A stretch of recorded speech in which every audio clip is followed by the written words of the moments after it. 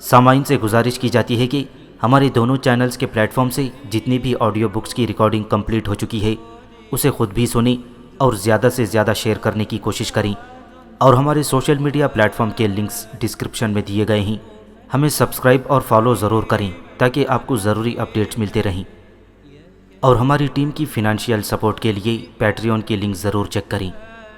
جزاک اللہ۔ بسم اللہ الرحمن الرحیم۔ احمد شاہ ابدالی تاریخ کے جھروکے سے ایک نڈر، بے باک اور دلیر کی دلیرانہ بہادری اور حملوں کے حالات و واقعات۔ ایپیسوڈ 24۔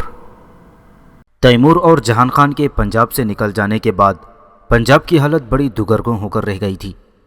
مراٹھے اور سکھ لاہور میں داخل ہو گئے تھے اور پنجاب پر انہوں نے اپنا تسلط جما لیا تھا۔ گو اپنے سامنے بھاگتے ہوئے تیمور اور جہان خان کا مراٹھوں اور سکھوں نے تعاقب بھی کیا تھا، لیکن دریائے چناب میں سیلاب آ جانے کی وجہ سے وہ تعاقب کو جاری نہ رکھ سکے تھے۔ لیکن یہ کوئی مستقل رکاوٹ نہیں تھی۔ جو مہاراشٹر کے ان جنگجو سپاہیوں کو جو مہاراشٹر سے پنجاب تک 1500 میل کے سفر میں نصف درجن دریا عبور کر چکے تھے، ہمیشہ کے لیے آگے بڑھنے سے روک دیے تھے۔ چنانچہ پنجاب میں داخل ہونے کے 7 مہینے بعد نومبر کے مہینے میں دریائے چناب کا پانی اتر گیا تو مراٹھوں کا ایک سالار ٹکوچی ہولکر مراٹھوں کے ایک لشکر کے ساتھ حرکت میں آیا۔ دریائے چناب کو اس نے عبور کیا اور دریائے جہلم تک سارے علاقوں کو اس نے تاراج کر ڈالا۔ اس کے بعد اس نے دریائے جہلم کو عبور کیا اور پھر دریائے سندھ تک اس نے ہولناکی اور خونخواری برپا کر دی۔ پھر یہ ٹکوچی ہولکر پشاور جا پہنچا۔ ہندوستان میں تیمور اور جہان خان کے نکل جانے کے بعد کوئی ایسی قوت نہیں تھی جو اس ٹکوچی ہولکر کو پشاور میں داخل ہونے سے روک سکتی۔ اس طرح پشاور سے لے کر صوبہ پنجاب کے آخری سرحدوں تک مراٹھوں نے ایک ہولناکی برپا کر کے رکھ دی تھی۔ مراٹھوں کے پیشوا بالاجی راؤ کے بھائی اور مراٹھا فوج کے سپہ سالار رگھوناتھ راؤ نے پشاور میں کچھ عرصے قیام کیا تھا، لیکن اسے جلد ہی یہ احساس ہو گیا کہ سکھوں کی بڑھتی ہوئی طاقت کے مقابلے میں مراٹھوں کا پنجاب پر تسلط برقرار رکھنا ناممکن ہے۔ سکھ اپنی کمین گاہوں سے نکل کر ہر طرف پھیلتے چلے جا رہے تھے، اور جاٹ دیہاتیوں کے ان کے ساتھ جوق در جوق شامل ہونے کی وجہ سے ان کی قوت میں روز افزوں اضافہ ہوتا چلا جا رہا تھا۔ اس کے علاوہ پونا میں اس وقت مراٹھوں کی مرکزی حکومت کی مالی حالت بھی اتنی اچھی نہیں تھی کہ وہ دور دراز کے علاقوں میں طویل عرصے تک فوجیں بھیج سکیں۔ اس کے علاوہ جنوبی ہند کی معتدل آب و ہوا میں رہنے والے یہ مراٹھوں کے لیے پنجاب کی جھلسا دینے والی گرمی اور شدید سردی بھی ناقابل برداشت ہو گئی تھی۔ اس لیے رگھوناتھ نے عقل مندی سے کام لیتے ہوئے یہ مخصوص علاقہ 75 لاکھ روپے کے خراج کے عوض آدینہ بیگ کے حوالے کر دیا تھا۔ آدینہ بیگ نے اپنی طرف سے خواجہ مقرر جان کو لاہور پر اپنا نائب مقرر کیا، اور وہ خود حزب سابق دو آبا میں قیام کر گیا تھا، جہاں وہ پہلے سے احمد شاہ ابدالی کے دور میں فوجدار مقرر تھا۔ پھر مراٹھے پنجاب کو آدینہ بیگ کے رحم و کرم پر چھوڑ کر واپس پونا کی طرف روانہ ہو گئے تھے۔ آدینہ بیگ مراٹھوں کے جانے کے بعد صرف 4 ماہ تک زندہ رہا۔ اس قلیل عرصے میں اس نے سکھوں کی بیع کنی کی انتہائی کوشش کی کہ وہ طاقتور نہ ہو جائیں، لیکن 40 سال کے مسلسل مظالم نے سکھوں کو بے حد جفاکش بنا دیا تھا، لہذا آدینہ بیگ اپنے مختصر عرصے میں انہیں کچلنے میں مکمل طور پر ناکام رہا، اور پھر سکھ دوبارہ اپنی کمین گاہوں اور جنگلوں میں جا چھپے، اور جب آدینہ بیگ مر گیا تو اپنے اوپر کیے گئے مظالم کا بدلہ لینے کے لیے پھر میدان میں کود پڑے۔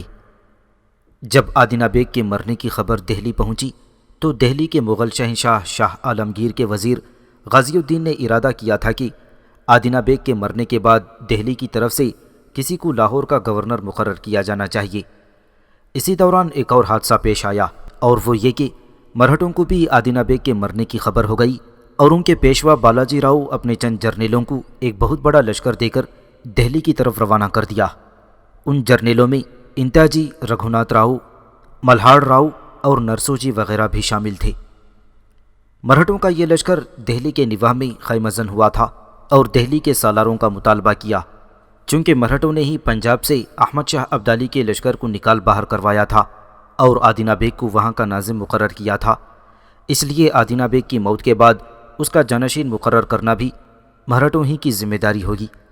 پھر ایسا ہوا کہ مرہٹوں کے پیشوا بالاجی راؤ کے بھائی رگھوناتھ راؤ نے دہلی کی حکومت سے صلاح مشورہ کیے بغیر اپنے سالاروں میں سے انتاجی ٹکوچی ہولکر اور نرسوجی پنڈت کو لاہور کی طرف روانہ کر دیا۔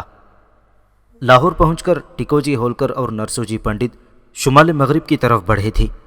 بظاہر ان کا مقصد وہاں کے لوگوں کو ہراساں کرنا تھا، پر وہ دریائے سندھ پار کر کے اپنے لشکر کے ساتھ پشاور کے علاقے میں گھستے چلے گئے اور وہاں انہوں نے چاروں طرف لوٹ مار کا بازار خوب گرم کر دیا۔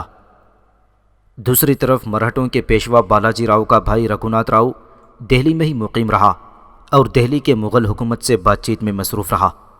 اس گفتگو کے نتیجے میں مغل وزیر غازی الدین نے مرہٹا سردار کو قلت دے کر خوش کیا اور تجویز پیش کی کہ اگر وہ لاہور جا کر پنجاب میں امن و امان بحال کریں تو انہیں 7 یا 8 لاکھ روپئے انعام میں دیا جائے گا۔ یہ معاہدہ ہونے کے بعد رگھوناتھ راؤ نے اپنے ایک نمائندے جنکوجی کو لاہور کی طرف روانہ کر دیا تاکہ وہ وہاں کے انتظامات کو درست کرے۔ جنکوجی کے لاہور پہنچتے ہی ٹکوجی ہولکر اور نرسوجی پنڈت پشاور تک اپنے لشکر کے ساتھ خوب لوٹ مار کا بازار گرم کر چکے تھے۔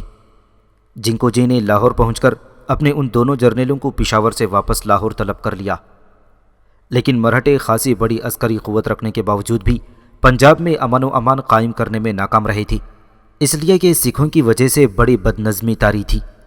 سکھ ہر روز اپنی قوت بڑھانے میں مصروف تھے اور پھر اس بدنظمی کے دور میں انہیں نہ صرف یہ کہ اپنی قوت بڑھانے کا موقع ملا بلکہ فتوحات حاصل کرنے کا بھی اچھا موقع حاصل ہو گیا تھا۔ یہ گروہ در گروہ اپنی کمین گاہوں سے باہر نکلتے اور مرہٹوں پر شبخون مارتے اور چھاپے مار کر انہیں ناقابل تلافی نقصان پہنچا کر دوبارہ اپنی کوہستانی کمین گاہوں میں واپس چلے جاتے تھے۔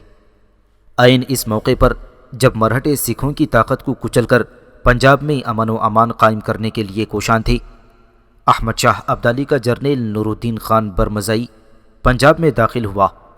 نور الدین نے دریائے سندھ کو عبور کیا اور ستمبر کے آخر میں سندھ جا کر وہ دوآب میں داخل ہو گیا تھا۔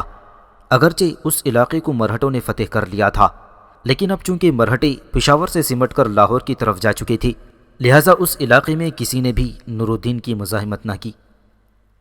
اس کے علاوہ اس علاقے میں زیادہ تر خٹک، گگھڑ اور مسلمان جاٹ آباد تھے جو احمد شاہ ابدالی کے حق میں تھے، اور یہ سب لوٹ مار کے لالچ میں نور الدین کے لشکر میں شامل ہو گئے تھے۔ نور الدین نے خوشاب کے مقام پر دریائے جہلم پار کیا اور مشرقی کنارے پر پیش قدمی کرتا ہوا بھیرا کے متمول شہر جا پہنچا تھا۔ مقامی آبادی کے تاوان دینے سے انکار پر نور الدین نے لوٹ مار اور قتل و غارت گری کا حکم دے دیا۔ اس کے بعد وہ میانی اور چکسانو آیا اور وہاں کی آبادی سے بھی وہی سلوک کیا گیا۔ ان تباہ شدہ شہروں کے دہتے ہوئے کھنڈرات کو پیچھے چھوڑ کر نور الدین گجرات شہر آیا۔ شہر کو اس نے جی بھر کے لوٹا۔ اس کے بعد وہ دریائے چناب کو پار کرنے کے بعد رچنا دوآب کے علاقے میں داخل ہو گیا تھا۔ آخر دریائے چناب کے کنارے سکھ نور الدین کے سامنے آئی۔ دریائے چناب کے کنارے کنارے سکھوں اور نور الدین کے لشکر کے درمیان ہولناک جنگ ہوئی تھی، جس میں نور الدین کو بدترین شکست ہوئی اور وہ دریائے چناب کو پار کر کے بھاگ کھڑا ہوا۔ قندھار میں احمد شاہ ابدالی کو جب نور الدین برمزائی کی شکست کی خبر ملی تو اس نے ایک اور لشکر پنجاب میں سکھوں اور مرہٹوں کی قوت کو توڑنے کے لیے روانہ کیا تھا۔ حسن ابدال کے قریب اس لشکر کا مقابلہ سکھوں سے ہوا۔ اس جنگ میں بھی سکھ کامیاب رہے اور احمد شاہ ابدالی کا بھیجا ہوا لشکر شکست کھا کر منتشر ہو گیا۔ ان دو پیدر پر شکستوں کے بعد احمد شاہ ابدالی نے اپنے سپہ سالار جہان خان کو ایک کافی بڑا لشکر دے کر پنجاب کی طرف روانہ کیا۔ جہان خان کے مقابلے میں مرہٹا لشکر سامنے آیا تھا۔ سکھوں نے بھی ان کی خوب مدد کی، اس لیے کہ سکھ چاہتے تھے کہ مرہٹے احمد شاہ ابدالی کو شکست دے کر بھگا دیں۔ اس کے بعد سکھ پنجاب میں مرہٹوں کا جینا اس قدر دو بھر کر دیں گے کہ مرہٹے تنگ ہو کر دکن کی طرف بھاگ جائیں گے اور پنجاب پر سکھوں کی حکومت قائم ہو جائے گی۔ بہرحال جہان خان مرہٹوں اور سکھوں کے متحدہ لشکر کے درمیان ہولناک جنگ ہوئی۔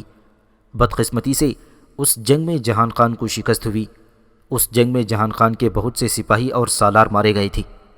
جہان خان کا بیٹا بھی جنگ میں کام آیا۔ جہان خان خود بھی اس جنگ میں شدید زخمی ہوا اور شکست کھانے کے بعد دریائے سندھ کو عبور کر کے پشاور کی طرف بھاگ گیا تھا۔ قندھار کے قصر شاہی کے ایک کمرے میں احمد شاہ ابدالی کے سامنے قاضی القضات فیض الدین، لشکر کے قاضی ادریس شاہ ولی خان اور ان کے ساتھ برخوردار خان بھی بیٹھے ہوئے تھے۔ اس موقع پر عبداللہ کمرے میں داخل ہوا اور بڑی انکساری میں اس نے احمد شاہ ابدالی کو مخاطب کر کے پوچھا، پاشا، کیا آپ نے مجھے طلب کیا ہے؟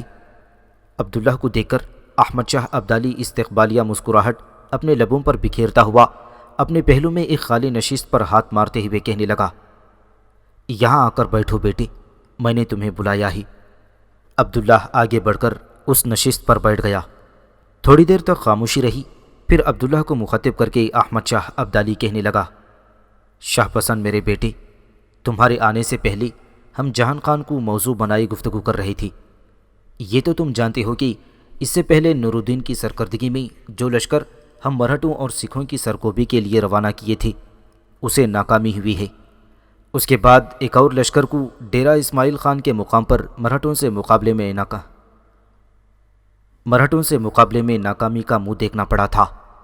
اب تیسری بدترین خبر یہ ہے کہ جہان خان کو بھی شکست ہو گئی ہے اور شکست کھانے کے بعد وہ دریائے سندھ کو عبور کر کے پشاور کی طرف آ رہا ہے۔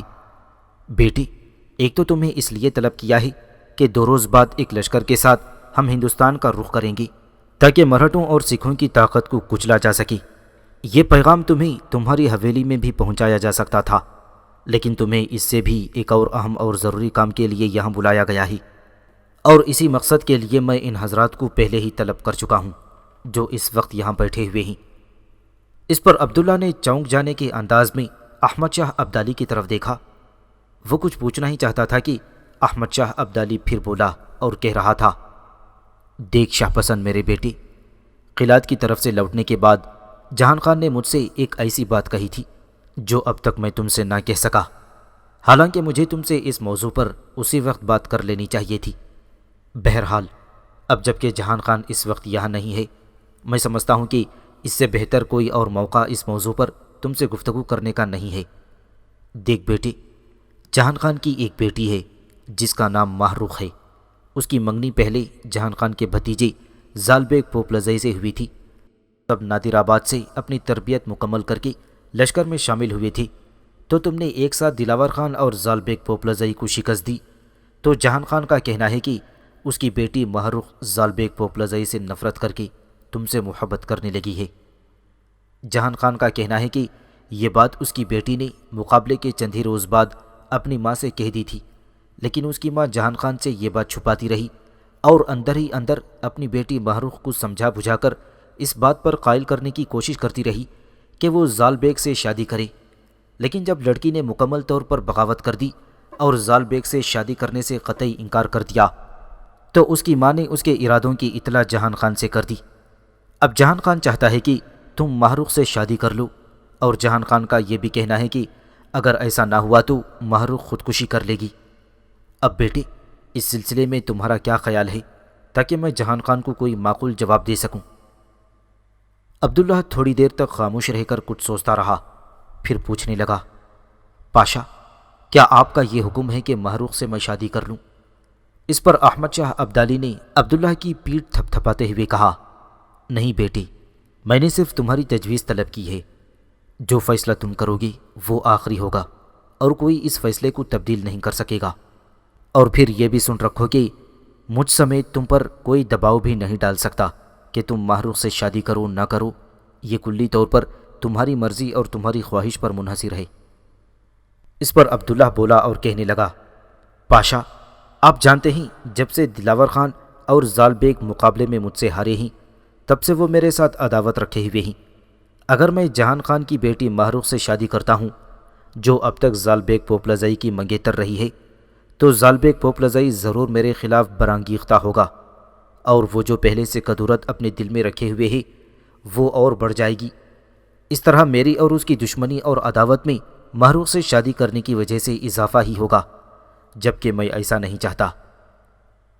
اور دوسری بات پاشا یہ ہے کہ اب جانتے ہیں کہ میں کامنی سے شادی کا وعدہ کر چکا ہوں، اور میں پہلے تو اس سے شادی نصیر خان کا خاتمہ کرنے کے بعد ہی کرنا چاہتا تھا، لیکن اب جب کہ بیچ میں ماہ رخ ٹپک رہی ہے تو میں فی الفور کامنی سے شادی کر لوں گا، تاکہ اسے یہ احساس نہ ہو کہ زندگی کے کسی لمحے میں اسے چھوڑ دوں گا۔ پاشا، کامنی سے شادی کرنے کے بعد پھر میں محروق کے موضوع پر آپ سے گفتگو کر سکوں گا، اور وہ بھی کامنی سے مشورہ کرنے کے بعد۔ فی الحال اس موضوع پر میں آپ سے کوئی فیصلہ کن بات نہیں کر سکتا۔ عبداللہ کی یہ بات سن کر احمد شاہ ابدالی بے حد خوش ہوا۔ پھر وہ عبداللہ کو مخاطب کر کے کہنے لگا، شاہ پسند، تم نے میرا جی خوش کر دیا ہے۔ دیکھ بیٹے، پرسوں ہم لشکر کو لے کر ہندوستان کی طرف روانہ ہوں گے۔ میں چاہتا ہوں کہ تم روانگی سے پہلے کامنی سے شادی کر لو۔ بیٹے، میں اپنے بچوں کی طرح تمہارا گھر آباد اور تمہیں خوش دیکھنا چاہتا ہوں۔ جہاں تک میرا ذاتی خیال ہے، یہ شادی آج تک ہو جانی چاہیے، تاکہ تم جب ہندوستان روانہ ہو تو کامنی بھی تمہاری بیوی کی حیثیت سے تمہارے ساتھ ہو۔ اس پر عبداللہ نے ہلکی ہلکی مسکراہٹ میں کہا، پاشا، میں آپ کی رائے سے اتفاق کرتا ہوں۔ اس پر احمد شاہ ابدالی نے کھل کر اپنی خوشی کا اظہار کرتے ہوئے کہا، تو پھر یہ شادی آج ہی ہوگی۔ اس کے بعد احمد شاہ ابدالی نے برخوردار خان کی طرف دیکھتے ہوئے کہا، برخوردار خان، شاہ پسند کی شادی کے سارے انتظامات میں تمہارے ذمہ لگاتا ہوں۔ اس شادی پر اٹھنے والے سارے اخراجات میں خود برداشت کروں گا، اور شام سے پہلے پہلے شاہ پسند اور کامنی کی شادی ہو جانا چاہیے۔ تم جاؤ اور شادی کے انتظامات کرو۔ اس کے ساتھ ہی سب لوگ اٹھ کر احمد شاہ ابدالی کے قصر سے نکل کر عبداللہ جب اپنی حویلی کے دیوان خانے میں داخل ہوا تو اس نے دیکھا دیوان خانے میں کامنی بیچاری اکیلی سر جھکائی بیٹھی تھی اور وہ بڑی پریشان تھی۔ عبداللہ نے اس کی طرف غور سے دیکھا اور جائزہ لیا۔ اس سمے کامنی کی آنکھوں کی انجانی تھکن میں بے رس ماضی، آنسوؤں کی نمی جیسی افسردگی، آہوں کی پیچو تابی، بھٹکتے آوارہ طیور جیسی بے کیف سی جھلک تھی۔ وہ بیچاری تاروں کے اجلے جھروکوں میں لرزتی شب کے اندر تقدیر کے عذاب کی طرح نہ جانے کن ہلاک کر دینے والے خیالات میں کھوئی ہوئی تھی۔ عبداللہ تھوڑی دیر تک اسے غور سے دیکھتا رہا، پھر وہ اسے مخاطب کر کے پوچھنے لگا، کامنی، کیا بات ہے؟ کسی نے تمہیں کچھ کہا ہے؟ کسی نے تمہاری دل شکنی کی ہے؟ کہو تم کیوں اداس، افسردہ اور پریشان ہو؟ اس موقع پر شاید عبداللہ کی ہمدردی میں ڈوبے الفاظ کی وجہ سے کامنی بیچاری پھٹ سی پڑی تھی۔ اس کی آنکھوں میں آنسو آ گئے۔ پھر وہ اپنی جگہ سے اٹھ کر بھاگی۔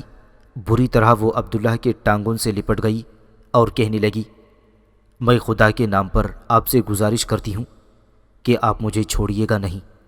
اگر آپ مجھ سے شادی نہ کرنا چاہیں تو مجھے اپنے گھر میں لونڈی اور باندھی کی حیثیت سے ہی رکھ لیں، پر مجھے اس گھر سے نکالیے گا نہیں، مجھے کسی اور گھر نہ بھیجیے گا۔ اس پر عبداللہ نے بڑے پیارے انداز میں اسے اس کے دونوں بازوؤں سے پکڑ کر اٹھایا۔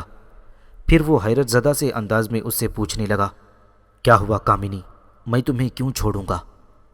پھر کامنی کے جواب دینے سے قبل ہی عبداللہ اسے لے کر ایک نشست پر بیٹھ گیا اور دوبارہ پوچھنے لگا، کہو کامنی، تمہیں کیا ہوا؟ یہ جو بات تم نے مجھ سے کہی ہے، یہ کس بنا پر کہی تھی؟ کامنی نے اپنے آپ کو کچھ سنبھالا اور پھر وہ کہنے لگی، آپ کے جانے کے بعد میں پاشا کے حرم میں گئی تھی۔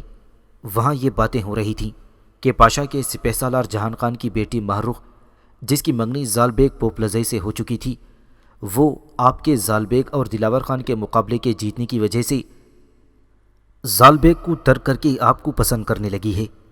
پاشا کے حرم میں یہ گفتگو بھی ہو رہی تھی کہ آپ سے چاہت اور محبت کا اظہار محروق نے اپنی ماں سے بھی کر دیا ہے۔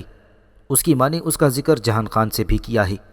جہان خان نے پاشا سے گزارش کی ہے کہ شاہ پسند سے کہا جائے کہ وہ محروق سے شادی کر لے، اور مجھے یہ بھی پتہ ہے کہ پاشا ضرور آپ سے محروق سے شادی کرنے کے لیے کہیں گے، لہٰذا اگر آپ محروق سے شادی کرنا چاہیں تو مجھے تو کوئی اعتراض نہیں ہے۔ بس میری آپ سے اتنی گزارش ہے کہ آپ مجھے نہ چھوڑیے گا، گھر سے مت نکالیے۔ اگر آپ مجھ سے شادی نہیں کرنا چاہتی تو ایک باندی اور لونڈی اور کنیز کی حیثیت سے مجھے گھر میں رکھ لیں۔ اس پر عبداللہ نے بڑے پیارے انداز میں کامنی کے دونوں ہاتھ اپنے ہاتھوں میں لیے اور انتہائی چاہت میں ڈوبی ہوئی آواز میں کامنی کو مخاطب کر کے کہنے لگا، دیکھ کامنی، میں کسی محروق کو نہیں جانتا کہ وہ کیسی ہے یا کیوں مجھے پسند کرتی ہے۔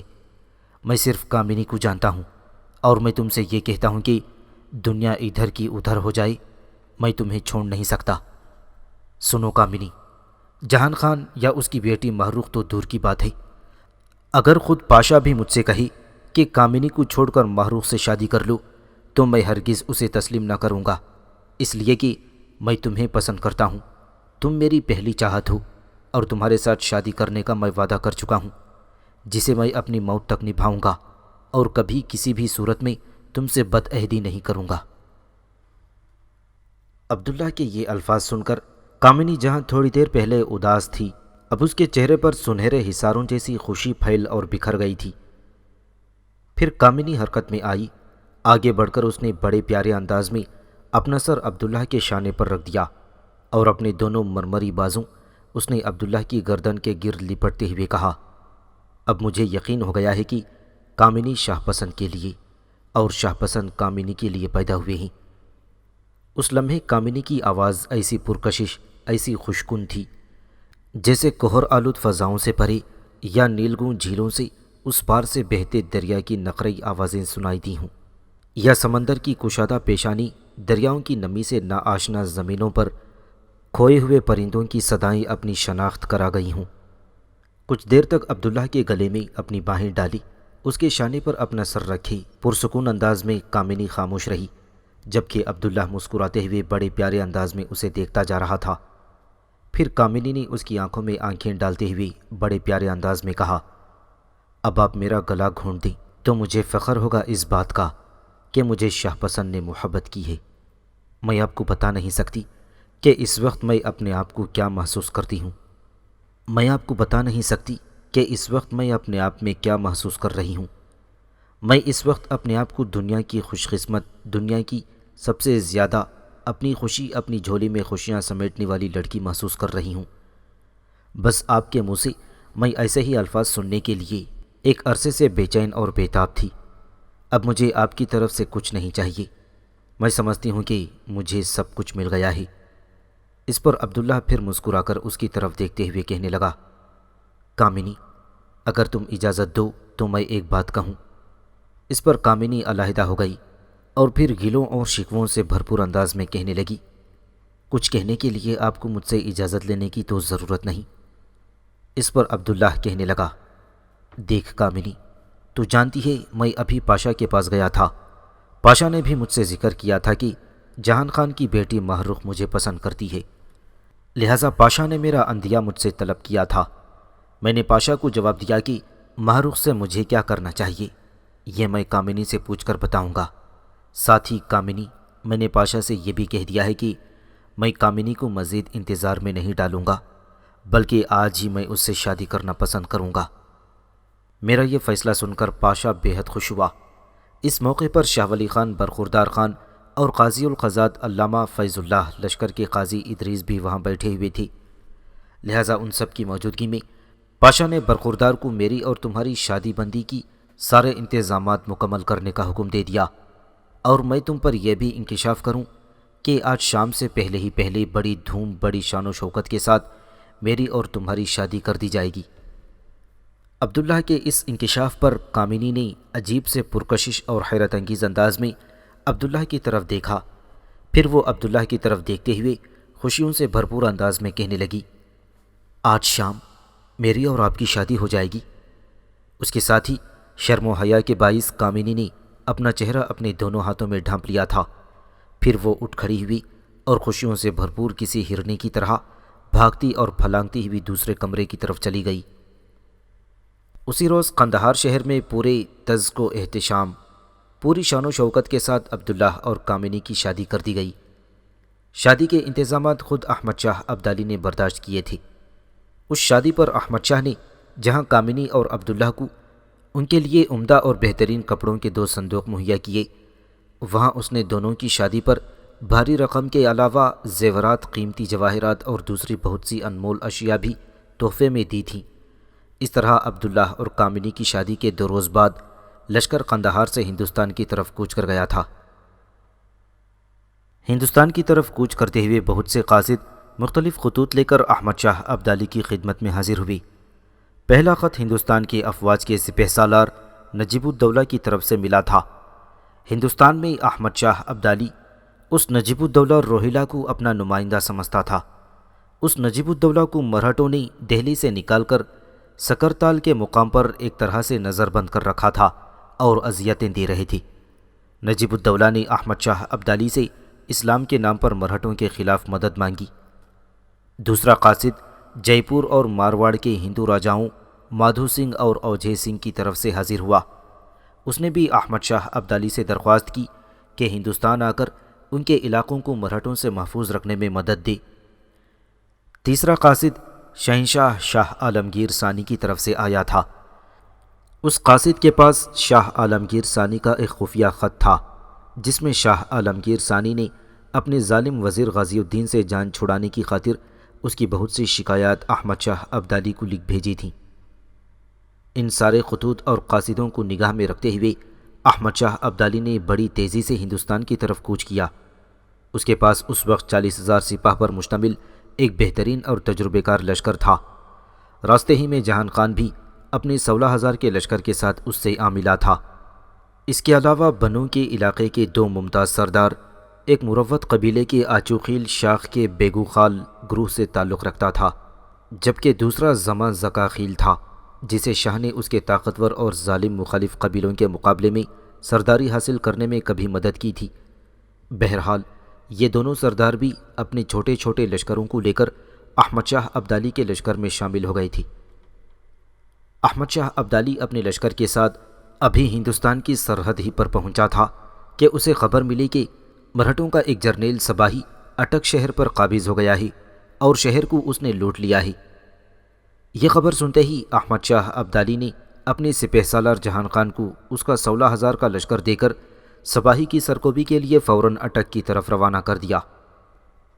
اٹک شہر سے باہر صباحی اور جہان خان کے درمیان ہولناک جنگ ہوئی جس میں مرہٹوں کے جرنیل صباحی کو شکست ہوئی۔ صباحی اپنے لشکر کے ساتھ بھاگ کھڑا ہوا۔ اس فتح سے جہان خان کے حوصلے بلند ہو گئے، لہٰذا اس نے مرہٹا جرنیل کا تعاقب کیا اور قلعہ رہتاس کے قریب پھر اس نے مرہٹوں کو جا لیا۔ بھاگتے ہوئے مرہٹوں کا جہان خان نے خوب قتل عام کیا تھا۔ جہان خان کے اس قتل عام کی وجہ سے مرہٹے ایسے خوفزدہ ہوئے کہ وہ سر پر سینگ رکھ کر بھاگتے ہوئے راستے میں لاہور میں قیام کرنے کے بجائے وہ سیدھے بٹالہ، سرہند اور جلندھر سے ہوتے ہوئے دہلی کی طرف چلے گئے تھے۔ مرہٹوں کے شکست دینے اور ان کا تعاقب کرنے سے جہان خان کے ہاتھ 3,000 اونٹ، 1,000 گھوڑے اور بہت سے سونے چاندی کے سکے ہاتھ لگے تھے۔ اس جنگ میں مرہٹوں کی بہت بڑی تعداد بھی ماری گئی تھی۔ مرہٹوں کی نسبت سکھوں نے بے پناہ قوت اور صبر و شجاعت کا مظاہرہ کیا۔ جہان خان دریائے چناب کے کنارے آ کر رک گیا تھا اور احمد شاہ ابدالی کا انتظار کرنے لگا تھا۔ اتنی دیر تک احمد شاہ ابدالی بھی اپنے لشکر کے ساتھ آن پہنچا۔ پھر متحدہ لشکر نے لاہور کی طرف کوچ کیا۔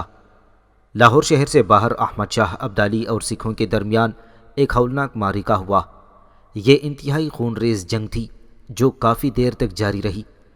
اس جنگ میں سکھوں کو بدترین شکست ہوئی اور احمد شاہ ابدالی ایک فاتح کی حیثیت سے لاہور شہر میں داخل ہونے میں کامیاب ہو گیا۔ مرہٹوں کے مظالم اور قتل و غارت گری کی وجہ سے لاہور میں اس وقت کوئی حاکم نہ رہا تھا، اس لیے احمد شاہ ابدالی کے کہنے پر جہان خان نے ہر جانب اپنے آدمی مقرر کر دیے۔ اس نے لاہور میں جگہ جگہ جنات مقرر کیے اور لوگوں کو آگاہ کیا کہ مسجدوں میں احمد شاہ ابدالی کے بیٹے تیمور کے نام کا خطبہ پڑھا جائے اور اسی کے نام سے سکے جاری ہوں۔ یہ بھی حکم جاری کیا گیا تھا کہ کوئی بھی لشکری کسی شہری کو نہ ستائے۔ احمد شاہ ابدالی نے لاہور شہر میں داخل ہونے کے بعد شاہ ولی خان کے بھتیجے کریم دادا خان کو لاہور کا گورنر مقرر کر دیا تھا، جبکہ گجرات، اورنگ آباد، پسرور، ایمان آباد اور سیالکوٹ کے ضلعوں کا فوجدار اپنے ایک معتمد عالیہ زی خان کو مقرر کر دیا تھا۔ لاہور میں چند یوم قیام کرنے کے بعد احمد شاہ ابدالی نے جہان خان کو مقدمۃ الجیش کے طور پر سرہند کی طرف روانہ کر دیا، لہٰذا جہان خان بڑی تیزی سے پیش قدمی کرتا ہوا سرہند پہنچا۔ اس کے پیچھے پیچھے اپنے لشکر کے ساتھ احمد شاہ ابدالی بھی سرہند کی طرف روانہ ہوا تھا۔ ہوندل کے نزدیک احمد شاہ ابدالی نے دریائے بیاس کو پار کر لیا اور سرہند سے باہر خیزر آباد کے مقام پر اس نے پڑاؤ کر لیا تھا۔ دوسری طرف ہندوستان کی سلطنت کے وزیر غازی الدین کو جب احمد شاہ ابدالی کی پیش قدمی کی خبر ہوئی تو وہ اتنا دہشت زدہ اور برا فروختہ ہوا کہ اس نے ہندوستان کے شہنشاہ شاہ عالمگیر ثانی کو قتل کر دیا، اس لیے کہ شاہ عالمگیر ثانی نے احمد شاہ ابدالی کو خط لکھ کر حملہ آور ہونے کی دعوت دی تھی۔ شاہ عالمگیر ثانی کو قتل کرنے کے بعد غازی الدین نے اپنے پرانے حریف انتظام الدولہ کا بھی گلا گھونٹ کر مروا دیا۔ ان واقعات کی خبر پا کر احمد شاہ ابدالی بے حد مشتعل اور برافروختہ ہوا۔ مرہٹوں کے پیشوا بالاجی راؤ نے احمد شاہ ابدالی کا مقابلہ کرنے کے لیے اپنے سارے لشکروں کا سپہ سالار اور کمانڈر اپنے بھائی رگھوناتھ کے بجائے ایک نامور اور انتہائی تجربے کار جرنیل داتا جی کو بنایا تھا۔ جس وقت احمد شاہ ابدالی سرہند کی طرف کوچ کر رہا تھا، اس وقت داتا جی اپنے لشکر کے ساتھ سکرتال کے مقام پر پڑاؤ کیے ہوئے تھا، اور یہیں اس نے مغل شہنشاہ کے سپہ سالار نجیب الدولہ کو نظر بند کر رکھا تھا۔ داتا جی کو خبریں پہنچ چکی تھیں کہ احمد شاہ ابدالی سرہند سے جنوب کی طرف بڑھے گا، اور نجیب الدولہ جسے داتا جی نے نظر بند کر رکھا ہی اس کی مدد کے لیے ضرور آئے گا۔ لہٰذا داتا جی نے یہی فیصلہ کیا کہ احمد شاہ ابدالی اور اس کے لشکریوں کو دہلی میں داخل نہ ہونے دیا جائے اور آگے بڑھ کر ان کی راہ روک دی جائے۔ اپنے اس مقصد کی برآوری کے لیے داتا جی نے دسمبر کے مہینے میں پانی پت کے نزدیک رامر گھاٹ پر دریا کو عبور کیا تھا، اور تمام غیر ضروری سامان اور عورتیں اور بچے اپنے 2 جرنیلوں گوبند اور ٹکوجی کے ساتھ ایک محفوظ شہر کنج پورہ کی طرف روانہ کر دیے تھے۔ دریائے جمنا کو عبور کرنے کے بعد داتا جی نے ایک بہت بڑا ہراول لشکر تیار کیا اور اسے اپنے آگے روانہ کیا تھا، تاکہ وہ کم از کم احمد شاہ ابدالی کے ہراول دستوں اور خود احمد شاہ کے لشکر سے ٹکرائی، اس لیے کہ داتا جی یہ چاہتا تھا کہ احمد شاہ ابدالی کی قوت کا اندازہ لگایا جائے۔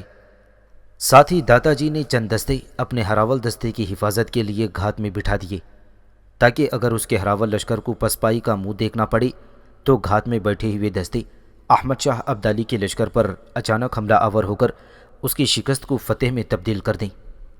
اپنے اس ہراول لشکر کا سپہ سالار داتا جی نے اپنے ایک نامور اور انتہائی تجربے کار جرنیل بھونٹے کی کمان میں دے دیا تھا۔ یہ ہراول لشکر تھانیر کے نزدیک تراوڑی کے تاریخی مقام پر آ کر خیمہ زن ہو گیا تھا، تاکہ احمد شاہ ابدالی کے لشکر سے ٹکرائی۔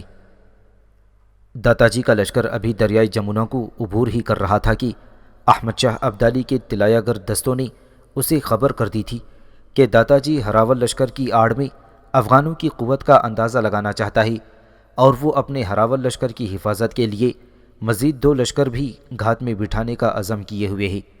یہ خبریں ملنے کے بعد احمد شاہ ابدالی نے فوراً شاہ ولی خان، جہان خان، برخوردار خان اور عبداللہ کو اپنے خیمے میں طلب کیا، اور جب یہ چاروں احمد شاہ ابدالی کے خیمے میں داخل ہوئے تو احمد شاہ ابدالی نے ان چاروں کو پوری صورتحال سے آگاہ کیا اور ان سے مشورہ طلب کیا۔ اس پر سب سے پہلے شاہ ولی خان نے بولتے ہوئے کہا، پاشا، آپ بھی اپنی طرف سے ایک ہراول لشکر ترتیب دیجیے جو مرہٹوں کے ہراول لشکر سے ٹکرائی، لیکن اپنے ان ہراول لشکر کی حفاظت اور مدد کے لیے 2 مزید لشکر گھات میں بٹھا دیں، تاکہ اگر ہمارے ہراول لشکر پر مرہٹوں کا زیادہ زور پڑے تو گھات میں بیٹھے ہوئے لشکر اپنے مقدمت الجیش کی مدد سے مرہٹوں کو بھاگنے اور پسپا ہونے پر مجبور کر دیں۔ شاہ ولی خان جب خاموش ہوا تو عبداللہ بولا اور احمد شاہ ابدالی کو مخاطب کر کے کہنے لگا، پاشا، اگر مرہٹے ہمارے خلاف کوئی چال اور فریب کاری سے کام لے رہے ہیں تو ہمیں بھی ان کے خلاف ایسی ہی جنگی چال چلنی چاہیے۔ میں شاہ ولی خان کی تجویز سے اتفاق کرتا ہوں کہ ہمیں بھی مرہٹوں کے ہراول لشکر کے مقابلے میں اپنا ہراول لشکر ترتیب دے کر اس کا مقابلہ کرنا چاہیے، اور 2 لشکروں کو گھات میں ہراول لشکر کی مدد کرنی چاہیے۔ میرے ذہن میں ایک مختلف طریقہ کار بھی ہے۔ جیسا کہ آپ نے بتایا ہے کہ مرہٹے تراوڑی کے تاریخی میدان کی طرف کوچ کریں گے اور یہیں ان کا ہراول لشکر ہمارے ساتھ ٹکرانا چاہتا ہے، لہٰذا میری تجویز یہ ہے کہ تراوڑی کے میدان میں مرہٹوں کی آمد سے پہلے ہی ہمیں اپنے ہراول لشکر کو پہنچا دینا چاہیے، اور ہراول لشکر سے تھوڑا سا پیچھے دائیں بائیں 2 مزید لشکر گھات میں بھیج دینا چاہیے۔ جنگ جب اپنے عروج پر آئی اور ہراول لشکر دیکھی کہ مرہٹوں کی طاق میں بیٹھے ہوئے لشکری بھی اس پر حملہ آور ہو گئے ہیں، تب وہ پیچھے ہٹنا شروع ہو جائیں، یہاں تک کہ مرہٹوں کے لشکر کو اس جگہ لے آئیں جہاں پہلے سے 2 لشکر گھات میں بیٹھے ہوئے ہوں گے، اور جو ہی مرہٹوں کا لشکر وہاں سے گزرے، دائیں بائیں سے ہمارے گھات میں بیٹھے ہوئے لشکر اور سامنے کی طرف سے ہراول لشکر ان پر حملہ آور ہو جائے۔ اس طرح ہم دشمن کو کچل کر رکھ دیں گے۔ پاشا، میں یہاں یہ بھی گزارش کروں کہ مرہٹے جہاں جنگ کا وسیع تجربہ رکھتے ہیں اور بہترین تیغ زن بھی ہیں، ہندوستان کی سرزمین میں کم از کم وہ ناقابل شکست مانے جاتے ہیں۔ میرے خیال میں مرہٹوں کا سپہ سالار داتا جی ہم سے ٹکرانے کے لیے پہلے جو اپنا ہراول لشکر روانہ کر رہا ہے، تو میرے خیال میں اس کے دو مقاصد ہوں گے۔ اول یہ کہ وہ ہماری قوت کا اندازہ لگانا چاہتا ہے، دوم یہ کہ وہ ہر صورت میں اپنے ہراول لشکر کو فتح مند دیکھنا چاہتا ہے، تاکہ ہراول لشکر کی فتح مندی سے ہی اس کے دوسرے لشکریوں پر اچھے تاثرات پڑیں گے، اور اس فتح سے اس کے حوصلے بلند ہوں گے اور وہ بہترین انداز میں ہمارا مقابلہ کر سکیں گے۔ یہاں تک کہنے کے بعد عبداللہ خاموش ہو گیا۔ احمد شاہ ابدالی کو شاید اس کی تجویز پسند آئی تھی، اس لیے کہ اس لمحے اس کے چہرے پر ہلکی ہلکی مسکراہٹ تھی۔ پھر احمد شاہ ابدالی نے کچھ سوچا، اس کے بعد وہ فیصلہ کن انداز میں بولا اور کہنے لگا، سنو میرے رفیقان دیرینہ، شاہ پسند نے جو تجویز پیش کی ہے وہ قابل عمل بھی ہے اور میرے دل کو بھی لگی ہے، لہٰذا اب میرا بھی فیصلہ سنو۔ جہان خان کی سرکردگی میں اس وقت جو 16,000 کا لشکر ہے وہی ہراول لشکر کے طور پر کام کرے گا اور جہان خان ہی اس لشکر کی کمانداری کرے گا۔ ابھی اور اسی وقت جہان خان اپنے اس لشکر کے ساتھ تراوڑی کے میدان کی طرف کوچ کرے گا۔ مرہٹوں کی آمد سے پہلے تراوڑی کے میدان میں جا کر پڑاؤ کرے گا۔ جہان خان کے پیچھے پیچھے شاہ پسند اور برخوردار خان بھی اپنے حصے کے لشکروں کے ساتھ تراوڑی کے میدان کی طرف بڑھیں گے اور جہان خان سے تھوڑا سا پیچھے گڑھے کھود کر اپنے اپنے لشکر کو لے کر گھات میں بیٹھ جائیں گے۔ اب جہان خان یہ کام کرے گا کہ مرہٹوں کے ساتھ جنگ کی ابتدا کرے گا، اور جب جنگ اپنے عروج پر آئی اور جہان خان دیکھے کہ گھات میں بیٹھے ہوئے مرہٹوں کے لشکر بھی اس پر وارد ہو گئے ہیں تو وہ پلٹے، لیکن آہستہ آہستہ، مرہٹوں کو یہ احساس نہ ہونے دیں کہ وہ کسی جنگی چال کے تحت پسپا ہو رہا ہے، اور یہ تاثر دینے کی کوشش کرے کہ وہ مرہٹوں کے دباؤ کو برداشت نہیں کر سکا۔ لہٰذا واپس ہوتے ہوئے جہان خان شاہ پسند اور برخوردار خان کے لشکر کے قریب مرہٹوں کو لے کر آئے گا۔ اس کے بعد مجھے امید ہے کہ شاہ پسند اور برخوردار خان کے حملہ آور ہونے سے پہلے مرہٹے تعداد میں خواہ کتنے بھی ہوں زیادہ دیر تک میدان جنگ میں ٹھہر نہیں سکیں گے۔ لہٰذا میرے رفیقوں، تم لوگ ابھی اور اسی وقت حرکت میں آؤ اور تراوڑی کے میدان کی طرف بڑھو۔ میں اور شاہ ولی خان بھی یہاں سے اپنا لشکر کا پڑاؤ اٹھا کر تراوڑی کے میدان کی طرف آہستہ آہستہ کوچ کرتے رہیں گے، تاکہ اگر اپنے ہراول لشکر کی شکست کے بعد مرہٹوں کا سپہ سالار اپنے سارے لشکر کے ساتھ ہمارے ہراول دستے پر وارد ہونا چاہی تو میں آگے بڑھ کر اس کی راہ روک سکوں۔ اور اب تم لوگ اپنے اپنے لشکر کے ساتھ حرکت میں آؤ اور یہاں سے کوچ کر جاؤ۔ اس کے ساتھ ہی شاہ ولی خان، جہان خان، عبداللہ خان اور برخوردار خان احمد شاہ ابدالی کے خیمے سے نکل گئے تھے۔